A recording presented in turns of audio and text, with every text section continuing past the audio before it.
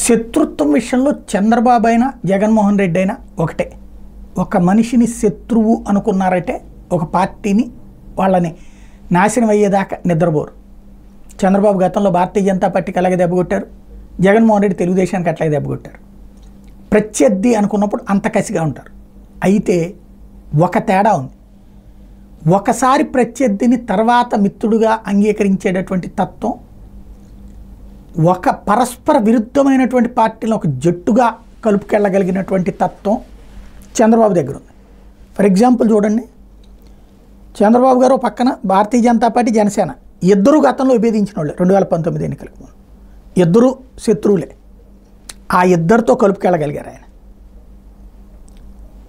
మధ్యలో పవన్ కళ్యాణ్ చేశారా లేకపోతే చంద్రబాబు చేశారని పక్కన పెడితే ముగ్గురు కలిసి సంపూర్ణ మనసుతో పనిచేశారు. అలాగా అంటే అంత కసిని అంత కోపాన్ని అంతకు ముందు పెట్టుకున్నటువంటిది అంతా కంప్లీట్గా మార్చుకుని అంత ప్రేమను చూపించడం కూడా ఆయనకి చేతనం.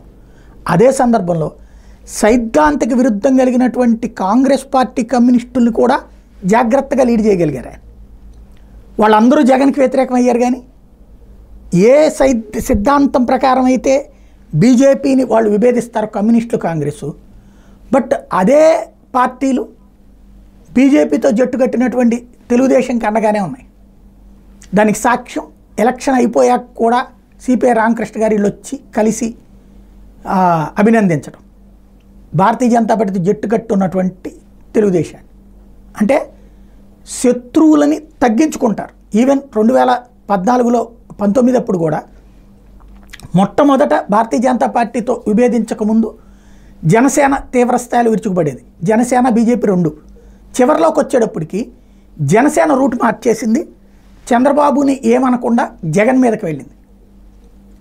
ఒక్క భారతీయ జనతా పార్టీతో మాత్రమే శత్రుత్వం. కమ్యూనిస్టు కాంగ్రెస్ అప్పుడు చంద్రబాబు గారికి సపోర్టింగ్గా వచ్చినటువంటి పరిస్థితి.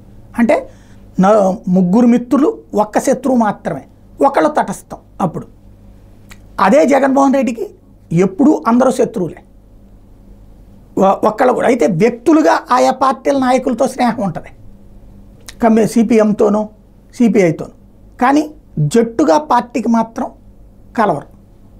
ఇది కరెక్టా కాదా అన్నటువంటిది భవిష్యత్తు తెలుస్తుంది.